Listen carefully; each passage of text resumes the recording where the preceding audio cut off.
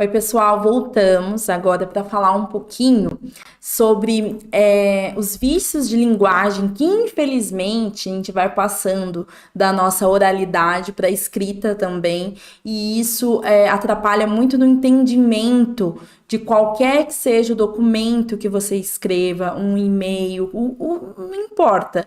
Esses vícios de linguagem a gente tem de tentar evitar, e é possível de evitar. Um dos maiores conselhos que eu sempre vou dar, qualquer pessoa, até eu mesma, que trabalho com texto o dia inteiro, faço muito.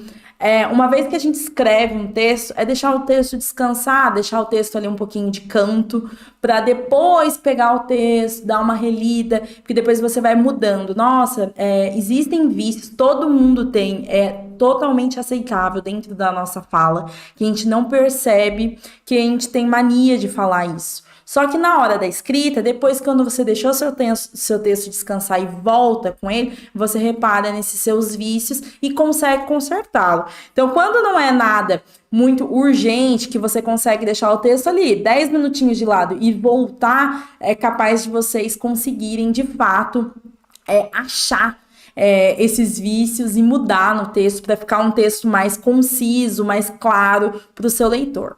Primeira coisa que mais acontece é a ambiguidade. E a ambiguidade sempre vai acontecer com o uso do pronome possessivo, porque o pronome possessivo ele pode estar sendo usado para referir-se a alguém que você está falando ou até mesmo a quem está lendo o seu texto. Então, dependendo de como você constrói a sua frase, a pessoa que está lendo não vai entender o porquê do uso do pronome possessivo ali. Nesse exemplo aqui, o professor protestou contra a sua falta de atenção. O professor está protestando contra a falta de atenção de quem? Da falta de atenção de quem está lendo o texto ou da própria falta de atenção? Então, o pronome possessivo, o sua, pode ser, nesses dois casos, ser usado. Então, é tentar evitar o uso do pronome possessivo, porque ele pode estar se referindo a duas pessoas e você depois não consegue explicar quem, por estar na escrita, totalmente diferente da fala, porque na fala, às vezes, tem todo um contexto no que você está falando, você está ali para poder explicar. Então, é evitar o uso dos pronomes possessivos. Por exemplo, aqui, saíram a passear a mãe e a sua filha. A filha de quem? Da mãe que você está se referindo ou a filha de quem você está falando?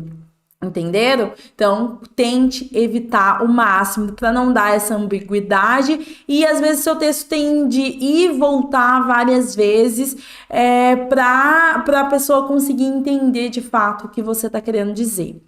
Outra coisa também, que é muito, as pessoas escrevem muito, sem prestar atenção, é o uso da cacofonia. Quando não é errado, não é que essa palavra gramaticalmente esteja errada, não é isso. Mas quando a gente usa duas palavras seguidas, ela dá o sentido de uma terceira palavra. Por exemplo, senti que a boca dela se aproximava de mim. Dá o sentido de cadela. Mas não é, mas tá errado? Não, boca dela, tá certo, boca e o pronome também dela, tá correto. O grande problema é que quando nós falamos essa palavra uma seguida da outra, dá um sentido de uma terceira palavra que não tá dentro do contexto. Então é tentar evitar, faça substituições. Por exemplo, distribuir os presentes aos alunos, um por cada. Parece porcada de um monte de porcos juntos. Não está errado falarmos assim. Mas na escrita, a hora que alguém lê o seu texto, fica muito complicado. Então, faça substituições. No caso, que é a cacofonia que as pessoas mais conhecem, mais usam, mas daí gramaticalmente está errado de fato, é o viela. Viela é aquela ruazinha entre duas casas que ligam uma rua a outra, e isso é uma viela. O correto, quando você encontra alguém, está falando que encontrou a pessoa, né, que você viu a pessoa, é avi, não é viela. Então, aí não é nem um caso de uma cacofonia, né? Gramaticalmente está errado. Não podemos falar vi ela na rua, vi ele na rua, a vi na rua, ouvi na rua. Então, esqueça essa da viela e achar, é cacofonia. A cacofonia, de fato, é quando dá um sentido à terceira palavra, mas que quando você está usando, não está gramaticalmente errada, só vai dar esse sentido estranho, tá bom? Então, o viela não é uma cacofonia, é um erro gramatical mesmo. Temos também o pleonasmo vicioso, que é uma coisa que a gente tem de tentar evitar ao máximo, é o subir para cima, descer para baixo, entrei para dentro, tá? Círculo vicioso. Então são todos pleonasmos que são coisas assim que não precisa das duas palavras juntas ali, apenas uma palavra você já entende. Quem entra é óbvio que está entrando para dentro de algum lugar. Quem sai está saindo de algum lugar. Então não tem necessidade dessa repetição das palavras, tá? Outra coisa também, que é o estrangeirismo. Evitem, por favor. Nosso vocabulário é muito extenso. Graças a Deus, dentro do português, nós temos muitas palavras e tudo tem, geralmente, os objetos, as coisas, a gente consegue até usar duas palavras para denominar algo. Então, evitem usar palavras de outras línguas para poder substituir coisas que poderíamos falar em português. Evitar, principalmente termos. As pessoas têm muito mania de falar, eu preciso de um feedback, eu preciso de um retorno, nós temos isso. Então, não evitem usar essas palavras em inglês para escrever as coisas em português, porque uma ou outra palavra só ali no meio não fica legal, e nós temos palavras para todos os termos que precisamos dentro do português. Outra coisa também é o arcaísmo.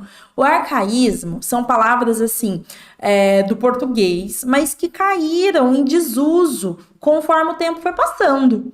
Então, o que é importante? É você tentar ter um bom vocabulário, um vocabulário extenso, para você não ficar limitado ali. Porém, você não querer usar palavras que é difícil de entendimento, difícil uso das pessoas, para a pessoa também, na hora que estiver lendo o que você está escrevendo, não tem de ficar parando toda hora e ficar pesquisando o que significa. Obviamente, vocês usam muito termos jurídicos, não estou falando disso. Estou falando de palavras para denominar coisas que não estão mais no uso em nenhum lugar, não é dentro das legislação, em nenhum lugar elas são usadas mais para enfeitar o texto. Pelo contrário, às vezes a pessoa nem entende o que você está querendo dizer de tantas palavras arcaicas que são usadas ali dentro, certo? Então, eu vou falar um pouquinho com vocês agora sobre o acordo ortográfico. Na outra aula falamos um pouco sobre a questão da acentuação, para vocês relembrarem o que é um monossílabo, o que é um tritongo, para eu poder explicar essa parte do acordo ortográfico para vocês. Por que o acordo ortográfico aconteceu? Ele entrou em vigor em 2008, só que ele aconteceu em 1990, então já faz 33 anos que esse acordo foi feito e já tem bem mais de uma década que ele começou a ser obrigatório aqui no Brasil. Então agora não tem mais como ninguém dar desculpa, mas é que acabou de mudar o acordo. Não acabou, já faz mais de 10 anos. Todos os livros que nós usamos já foram adaptados para o novo acordo, né? Que as palavras muitas mudaram, muitos acentos caíram. Então já está tudo mais adaptado, em 10 anos deu para fazer isso. Só que as pessoas que foram alfabetizadas, né, antes dessa época da obrigatoriedade do uso do acordo, elas ainda ficam muito em dúvida, e é normal. Então, o acordo nada mais foi feito para mostrar, para unificar o português, né? Eu sei que ainda temos muitas coisas diferentes, porque a nossa língua é viva, ela vai tendo modificações, principalmente aqui no Brasil, que é um país muito grande, então a gente tem muito neologismo, muitas coisas que vão criando influências dependendo da região, então isso vai mudando a nossa língua, e é muito difícil, é praticamente impossível unificar todos os países, né? São 13 países que falam o português, todos esses países terem tal e qual a mesma língua, né? É impossível isso. Mas eles tentam gramaticalmente dar uma unificada para não ter tanta diferença. Então, o que foi a grande mudança nesse acordo, né? O nosso alfabeto, ele voltou a ter 26 letras. O K, o W e o Y, eles voltaram para o nosso cotidiano. Não temos muitas palavras que se iniciam com essas letras, são mais nomes próprios.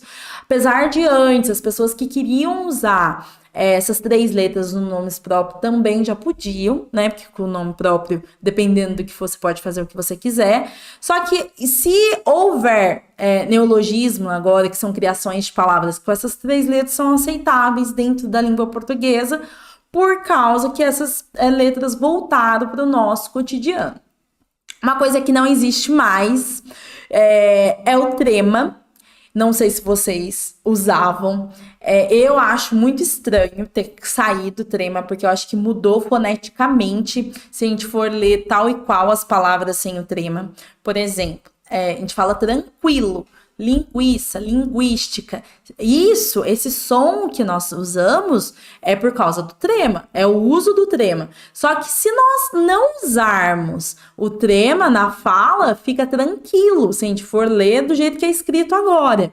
Só que para poder ter essa unificação da língua, o trema caiu. Obviamente que ele só vai permanecer, vocês podem ver que existe ainda no teclado do computador, tudo mais, mas ele só permanece por causa de nomes, sobrenomes, muitos sobrenomes, principalmente sobrenome alemão, ele tem o trema, então é importante que ainda haja dentro dos teclados, mas somente por isso.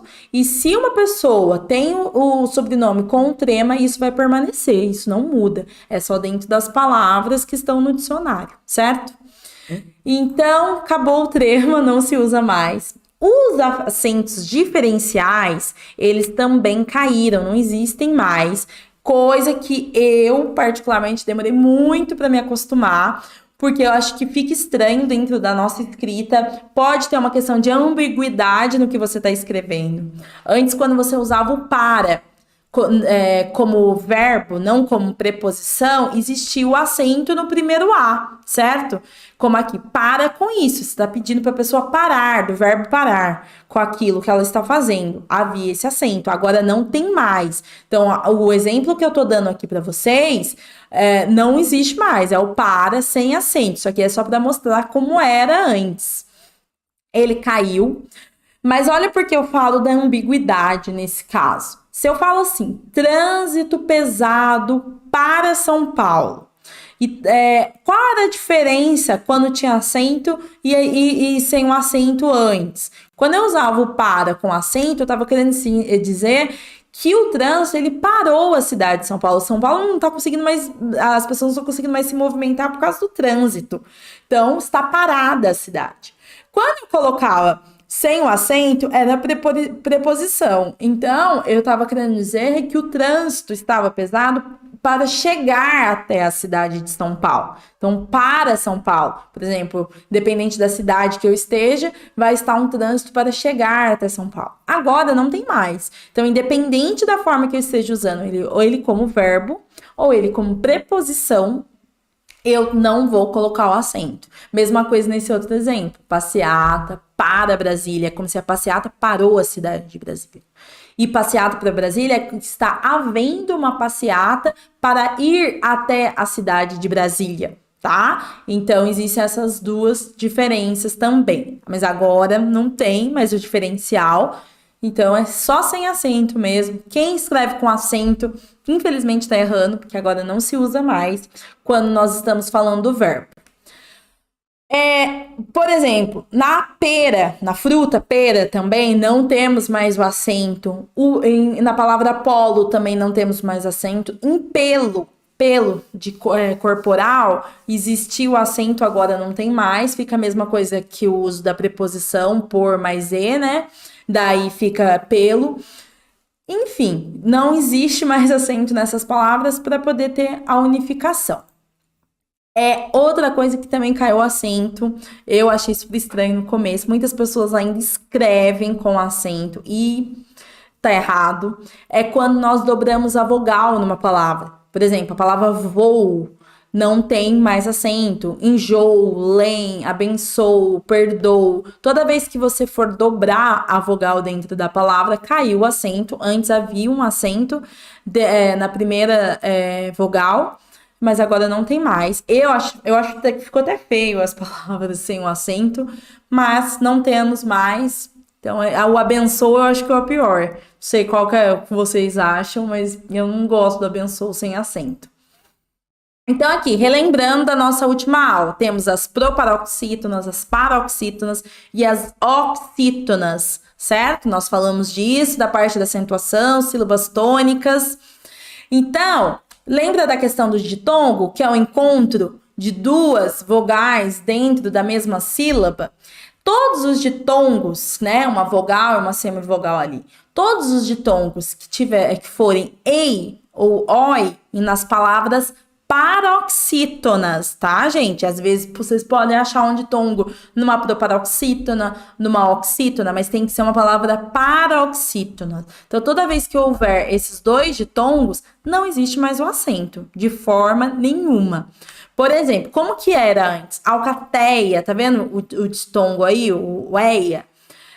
Corticoide, europeia, estreia, ideia, heróico. Então, assim, antes havia acento em todos esses ditongos eia e oi. Estão vendo? E agora não tem mais, caíram. Então, toda vez que vocês forem escrever plateia ou estreia, não tem. Ideia também caiu.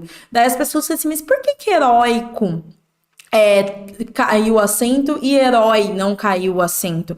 Porque heróica é uma palavra paroxítona e herói não é paroxítona. Então, tem que tomar cuidado com isso, tá? Então, são todos os ditongos em palavras, ditongos ei e oi em palavras paroxítonas. Nós temos uma infinidade de palavras paroxítonas com esses ditongos. Então, é uma coisa que a gente tem que tomar cuidado, porque as pessoas ainda escrevem com o acento e não tem mais. Os acentos também caíram nas vogais I e U, que são precedidas de ditongo. Então, vai haver, por exemplo, um ditongo, depois, se a próxima letra foi a letra I ou a letra U, antes havia, né,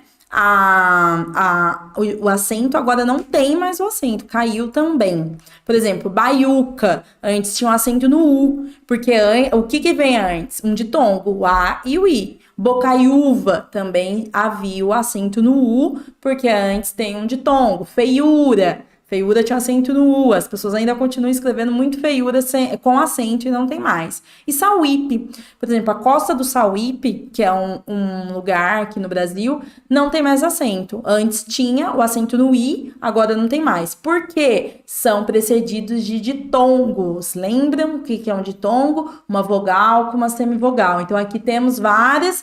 O A é uma vogal, é uma semivogal. Todas nessas 4 palavrinhas são a vogal e a semivogal. Então, todas essas palavrinhas que são precedidas de ditongo, elas caíram o acento. Então, a parte de acentuação é essa. São palavras que caíram o acento, não entrou acento novo. Muitas pessoas acreditam, entraram novos acentos na nossa língua. Não entraram nenhum novo acento, graças a Deus.